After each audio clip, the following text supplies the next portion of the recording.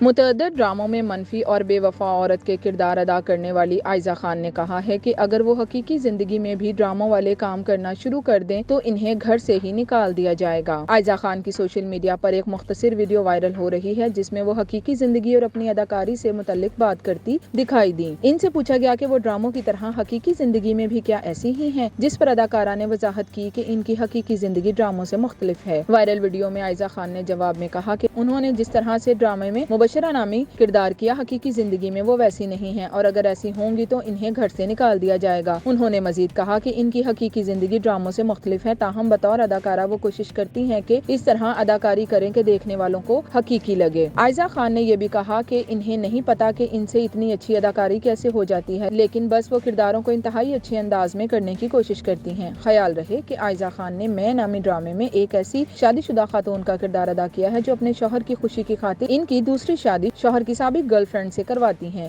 اس سے قبل عائزہ خان نے میرے پاس تم ہو میں ایک ایسی شادی شدہ خاتون کا کردار ادا کیا تھا جنہوں نے امیر شخص سے محبت کی خاطر اپنے غریب شوہر کو چھوڑ دیا تھا۔